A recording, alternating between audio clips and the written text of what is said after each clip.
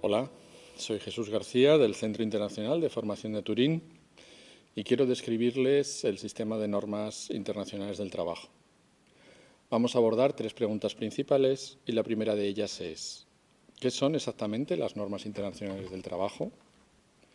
Las normas internacionales del trabajo son instrumentos legales elaborados por los mandantes de la OIT, gobiernos, empleadores y trabajadores, con el fin de establecer principios y derechos básicos en el trabajo y para regular otros ámbitos del mundo laboral.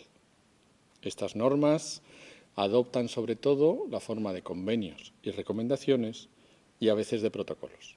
La OIT también adopta otros instrumentos legales como declaraciones y resoluciones oficiales que reafirman la importancia que los mandantes tripartitos otorgan a ciertos principios y valores. Un convenio es un tratado internacional que se vuelve legalmente vinculante tras su ratificación por un Estado miembro. Al contrario, una recomendación de la OIT no es legalmente vinculante, pero establece directrices y sugiere prácticas. Aunque una recomendación puede ser independiente, la mayoría de ellas acompañan a un convenio y ofrecen asesoramiento para aplicar dicho convenio. Un protocolo de la OIT revisa parcialmente un convenio previamente adoptado, suplementándolo o actualizándolo. La OIT ha publicado periódicamente declaraciones importantes que no son legalmente vinculantes, pero que establecen orientaciones de políticas importantes tanto para la oficina de la OIT como para los Estados miembros. Dos ejemplos de ello son la Declaración de 1998 sobre los derechos y principios fundamentales en el trabajo y la Declaración de 2008 sobre la justicia social para una globalización equitativa. Las normas internacionales del trabajo cubren un amplio abanico de temas. Desde 1919, la OIT ha adoptado 189 convenios, 204 recomendaciones y 6 protocolos, pero algunos de ellos han quedado obsoletos.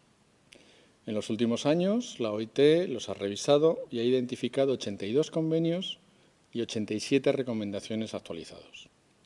Como hemos visto antes, 8 convenios fundamentales exponen lo que la Declaración de 1998 identificaba como principios y derechos fundamentales en el trabajo.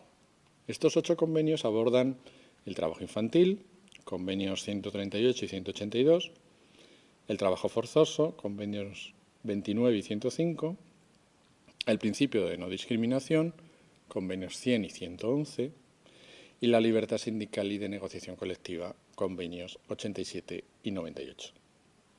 Además, la OIT ha designado otros 4 convenios como convenios prioritarios o de gobernanza, y estos abordan los temas de la inspección de trabajo, convenios 81 y 129, la consulta tripartita, convenio 144, y las políticas de empleo, convenio 122.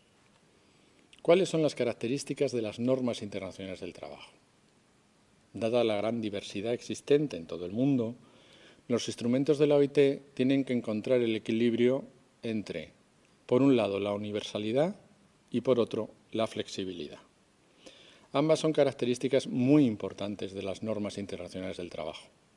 Por ejemplo, cuando la OIT decide a qué nivel establecer una norma, tiene que comprobar que ésta sea lo suficientemente realista para que no solo pueda ser cumplida por unos pocos países, pero también lo suficientemente elevada para promover el progreso.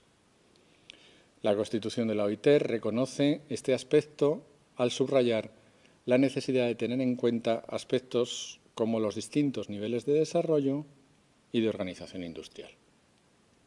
El convenio número 138 proporciona un ejemplo claro del significado de esta flexibilidad.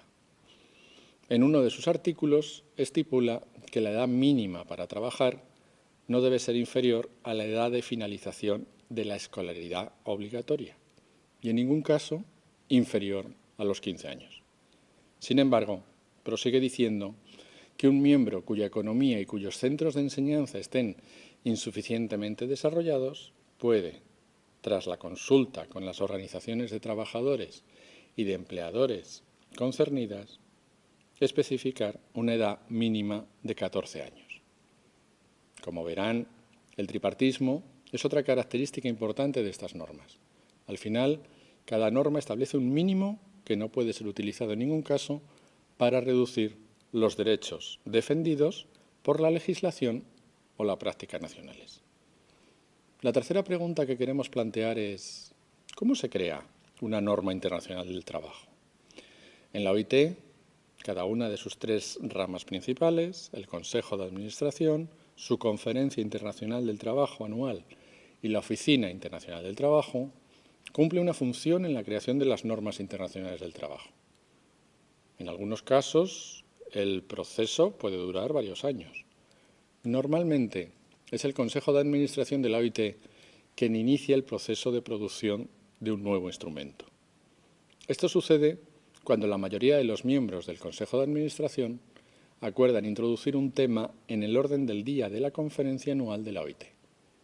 Ahora bien, esto no sucede de manera espontánea, sino como resultado de la experiencia, la promoción, la investigación y la publicidad procedentes del mundo real, así como de la presión de los miembros del Consejo de Administración. Una vez que el Consejo de Administración ha iniciado el proceso, la creación de una norma suele llevarse a cabo a lo largo de 2 conferencias. Este procedimiento de doble discusión está ilustrado en la bibliografía de esta sesión. Antes de la primera de las 2 conferencias, la Oficina Internacional del Trabajo elabora un informe preliminar que describe la ley y la práctica de distintos países, junto a un cuestionario para los gobiernos.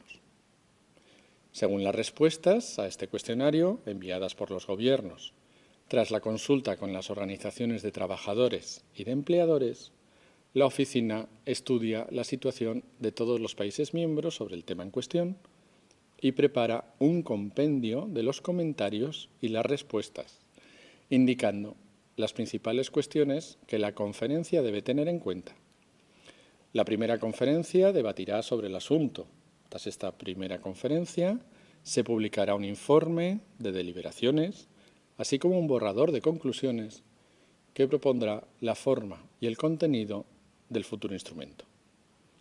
Instrumento que suele ser un convenio, una recomendación o ambas cosas, e invitará a los representantes tripartitos de cada país a enviar sus comentarios. Todo esto sienta las bases para que la segunda conferencia discuta sobre si adoptar la norma o no, y en caso afirmativo, sobre cuál será su contenido. Al final de este punto crítico del proceso, la adopción formal de una norma internacional del trabajo requiere un voto a favor de una mayoría de 2/3 de los votantes de la conferencia. Y este es el proceso de doble discusión. En un número de casos reducidos se puede crear una norma en una sola conferencia con un procedimiento de simple discusión. Por otro lado, al mismo tiempo que adopta un convenio, la conferencia adoptará su recomendación correspondiente que proporcionará a las partes directrices sobre la mejor manera de aplicar el convenio. Pero, cualquiera que sea el tipo de instrumento adoptado, dicha adopción lleva a la fase siguiente del proceso de establecimiento de normas. Se trata de la sumisión y de la ratificación que describiremos en nuestro vídeo siguiente.